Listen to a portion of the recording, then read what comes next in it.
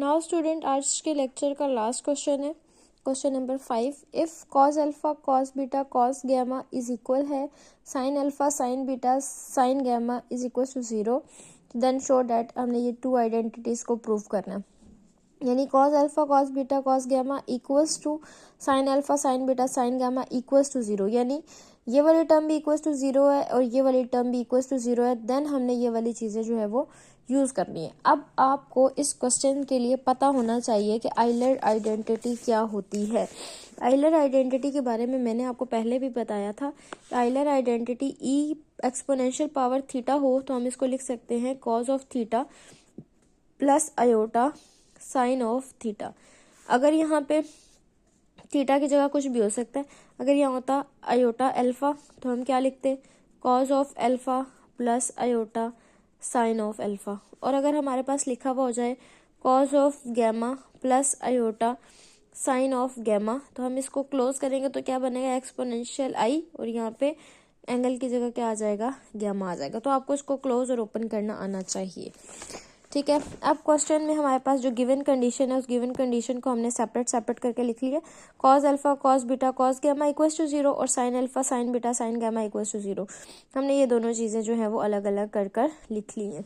अब इन दोनों को हम अगर ऐड कर दें, इन दोनों टर्म्स को अगर हम प्लस कर दें, ठीक है, हम यहाँ पे प्लस कर रहे हैं, तो क्या हो जाएगा, cos alpha plus cos beta plus cos gamma plus और फिर iota sine alpha sine beta sine gamma, क्योंकि एक रियल पार्ट एक इमेजिनरी पार्ट इक्वल्स टू 0, ठीक है।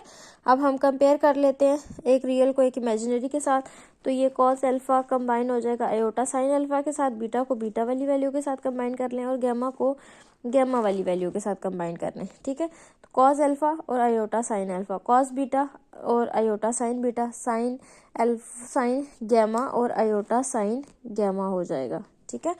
ये हमारे पास गैमा आना था इक्वल्स टू 0। अभी फिर मैंने आपको बताया था कि ये हमारे पास आइलर आइडेंटिटी ये होती है, यहाँ पे थीटा था, दोनों के साथ थीटा आ गया, यहाँ पर अल्फा और अल्फा लिखा है, इसको हम क्लोज फॉर्म करेंगे आइलर आइडेंटिटी से, तो क्या बन जाएगा, एक्सपोनेंशियल आयोटा अल्फा। इसको क्लोज करेंगे तो क्या बन जाएगा, एक्सपोनेंशियल आयोटा बीटा। इसको क्लोज करेंगे तो आ जाएगा exponential iota gamma equals to 0। अब ये टर्म यहाँ पे प्लस हो रही है, दूसरी तरफ जाकर हमारे पास क्या हो जाएगी, नेगेटिव हो जाएगी। इसको इक्वेशन नंबर 1 का नेम दे दे, ठीक है। अब यहाँ पर हमने जो प्रूव करना है वहाँ पे हमारे पास 3 चाहिए, तो इसका मतलब है हम क्या कर लें, हम दोनों साइड पे क्यूब ले लेते हैं, इस साइड पे भी और इस साइड पे भी क्यूब ले लिया और इस साइड पे भी क्यूब ले लिया।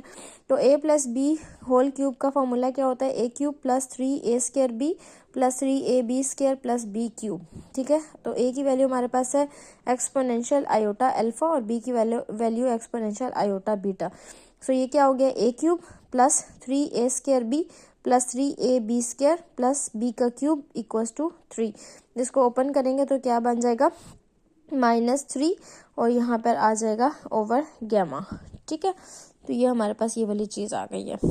अब उसके बाद हमारे पास क्या बन जाता है, यहाँ से हम इसको ओपन करें तो ये बन जाएगा, यहाँ पे क्यूब आ जाएगा एक्सपोनेंशियल 3 आयोटा अल्फा, फिर उसके बाद यहाँ पे क्या है 3 है तो 3 आ गया।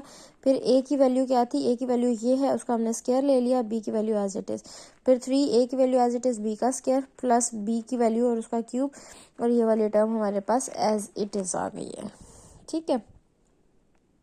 और यहाँ पर आयोटा जो है वो मिसिंग भी लिखा, बल्कि लिखा हुआ छोटू सा नज़र नहीं आ रहा, ये आयोटा है।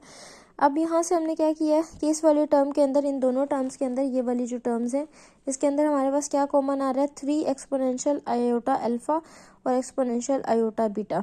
इन दोनों टर्म्स में कॉमन है, हमने कॉमन निकाल लिया, यहाँ से कॉमन निकाल लिया तो यहाँ से रह गया एक्सपोनेंशियल आयोटा अल्फा, यहाँ से कॉमन निकाल लिया तो यहाँ से रह गया एक्सपोनेंशियल आयोटा बीटा। ये फर्स्ट और लास्ट वाली टर्म एज इट इज़ और ये वाली टर्म एज इट इज़। ये वाली जो वैल्यू है ये हमारे पास कहाँ बनी हुई है, इक्वेशन नंबर 1 में, इक्वल्स किसके थी, माइनस आयोटा गैमा के।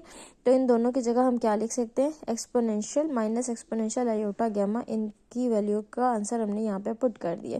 अब ये वाली टर्म जो है वो हमारे पास क्या हो रही है, माइनस, तो दूसरी तरफ वो जाके हो जाएगी प्लस, और यहाँ से रह जाएगा 3 exponential 3 iota alpha exponential 3 iota beta exponential 3 iota gamma, और ये वाली टर्म प्लस हो रही थी, यहाँ जाके माइनस।